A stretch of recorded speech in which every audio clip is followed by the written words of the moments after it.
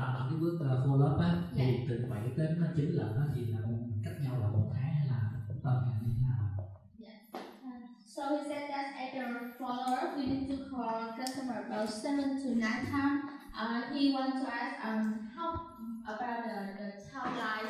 It's like we call from 7 to 9 times, around 1 month or weekly or something. Okay, so the answer to the question is it really depends on the product. Cái việc này nó thật sự là nó sẽ phụ thuộc vào cái sản phẩm của mình. Okay, so for something like Viettel data plan, maybe very fast. Với những một số sản phẩm, ví dụ như là cái sản phẩm data của Viettel thì nó sẽ khá là nhanh. Right? For something like cosmetics or even shoes, maybe fast. Đối với mặt hàng mỹ phẩm hoặc là giày dép nó cũng sẽ khá là nhanh. So cosmetic and shoes, you're really selling on emotions, right? You're selling on looking beautiful, improving, Đối với những cái sản phẩm mà về mỹ phẩm và về giày dép thì nó sẽ thiên về cái nói chung là nó sẽ làm cho con người ta đẹp hơn, cho nên là mình làm những cái mặt hàng thuộc về cái lĩnh vực là làm đẹp. But the bigger the deal, the slower it is. Nhưng mà đối với những cái sản phẩm mà có cái giá trị cao hơn á, thì cái quá trình mình chốt hàng, mình chốt được đơn của nó sẽ chậm hơn. So if you're selling military weapons, like missiles, tanks, and airplanes, weapons, military equipment, military machine gun, yeah. Like if you're selling military, army. Yeah, if you, yes. Ví dụ như là mình bán những cái vũ khí quân đội giống như là tàu chiến hoặc là máy bay chiến, cái sản phẩm đó nó sẽ có giá trị mắc hơn và nó sẽ chốt được lâu hơn. Yeah, those can take years. Những cái thứ đó nó có thể mất cả năm mình mới có thể bán được. I know this because I actually have a friend that lived in Russia and he deals in military weapons. Bác biết được điều đó bởi vì là bác có một cái người bạn ở Nga và cái bạn của bác thì thật sự là bán những cái sản phẩm về vũ khí đó. Okay, so for our product, e-commerce. Và đối với sản phẩm của công ty này là một sản phẩm về thương mại điện tử. The typical close cycle is about 3 days to 4 weeks. I'm talking about both products. 3 days to 4 weeks. Yeah. Thì cái vòng đời mà chốt đơn của sản phẩm của công ty nó sẽ rơi vào tầm 3 ngày cho tới là 4 tuần. Okay, and there are always exceptions. There are customers that we talk to for 3 months and then we close them. Và dĩ nhiên cũng sẽ có một số cái tình huống là khách hàng người ta khó chốt thì mình có thể nói chuyện với người ta trong vòng 3 tháng mới có thể chốt được cái đơn hàng đó. Very, very, very rarely do we close the customer on the same day. That's usually very rare. Cái tỷ lệ mà mình có thể chốt được khách hàng ngay trong một cái ngày đầu tiên nó sẽ rất là thấp. So I want to tell you a story. Sau đây thì bác sẽ kể cho mọi người nghe một câu chuyện about follow up. Về cái việc về cái follow up này là cái việc theo sát khách hàng. And that will give you an idea how long you should follow. Và cái câu chuyện này nó sẽ giúp cho mọi người có cái suy nghĩ là mọi người nên follow up khách hàng trong vòng bao lâu. Okay, so remember I said there were 2 companies that could reach me.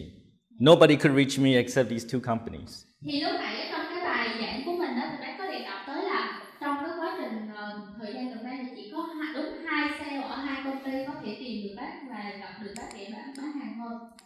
So one of the company is Robert Walters. Một trong số đó, một công ty nó tên là Robert Walters. Anyone know that company? Có ai biết về công ty này không ạ?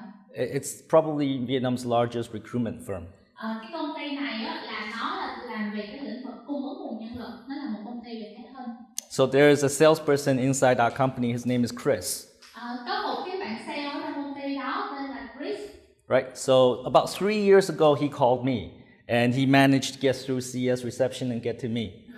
Và tầm 3 năm trước thì cái anh đó có gọi điện thoại cho bác Tom, thì cũng giống như là quy trình bình thường khi anh gọi vào đường dây nóng thì nó sẽ đi qua bộ phận lễ tân, bộ phận chăm sóc khách hàng, sau đó mới chuyển tiếp về cho bác Tom. At the time, I have no need for recruitment firms. Và tất nhiên là trong khoảng thời gian đó thì bác Tom không có nhu cầu tìm một cái công ty một team headhunter nào cả. So he calls me, and I will tell him I have no demand. I don't need it. We hire by ourselves. We don't work with recruitment agencies. I kept on saying no. Và cái lần đầu tiên khi mà cái người đó gọi điện thoại cho bác Tom thì bác Tom luôn nói là bên này không có nhu cầu, chưa có bên này có thể tự tuyển dụng được và bác nói chung là không có nhu cầu sử dụng dịch vụ của người đó. And that did not stop him. He kept on calling me. So it was probably like every 2 days he would call me. He would call me and say, hey, I have this really good developer. You should meet him. Do you need anybody? Every 2 days he would call me, ask me a question. Và cho dù là bác đã đưa ra những cái lời từ chối đó, tuy nhiên là cái bạn sale đó bạn ấy cũng không có ý định là sẽ từ bỏ. Và cứ 2 ngày một lần thì bạn ấy lại tiếp tục gọi điện thoại cho Tom để chào hàng và để đưa ra được những cái ứng viên mà người đó đang có, hỏi Tom có nhu cầu hay không. So that lasted about 8 months. He called me every 2 days, every other day, for about 8 months. Và cái người đó gọi cho Tom 2 ngày một lần và nó kéo dài trong vòng 8 tháng. Right? So this guy is pretty persistent. You probably think he's crazy. Và dĩ nhiên là cái việc đó thì bác thấy là cái người này quá hết sức là phiền phức và không biết là ông này có bị điên hay không, còn suốt ngày gọi cho mình.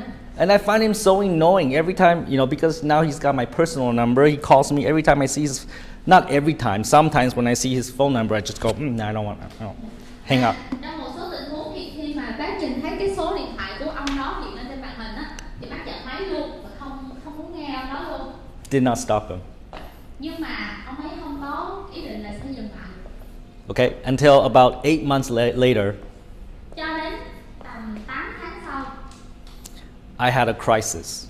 Và ở lúc đó thì bác có cái nhu cầu mở rộng kinh doanh.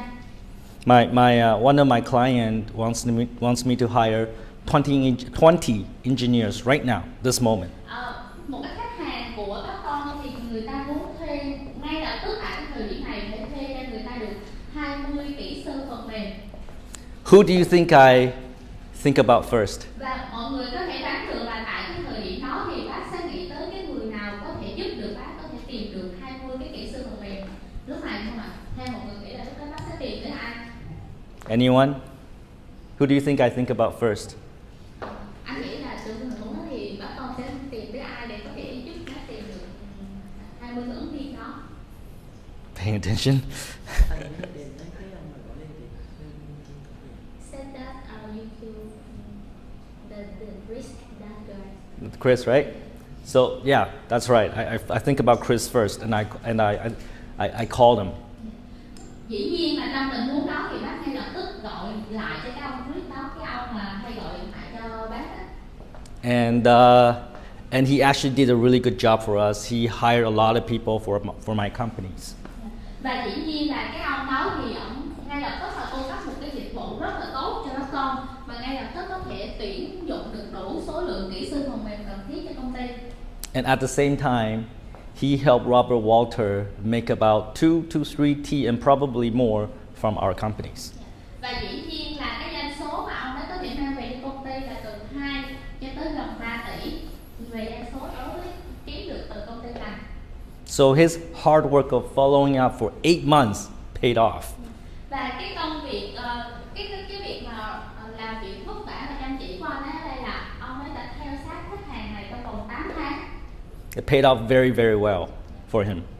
Và cái thành quả mà đạt được cho anh ấy thì mọi người có thể thấy là cái thành quả đạt được rất là to lớn. Chris is number 1 sales in Robert Walters because of us. Và nhờ vào cái đơn hàng đối với công ty này mà cái người sale đó, Chris đã trở thành cái người gọi là sale giỏi nhất ở bên công ty bên kia. So every quarter he takes me out to lunch. Và mỗi quý thì ông ấy đến thời điểm hiện tại bây giờ thì mỗi quý ông ấy đều muốn mời con đi ăn để cho duy trì cái mối quan hệ. And I always say that, it's because of his persistence. He never gave up. He just kept on trying. That's why he got our deal. He got us as a customer. Và cái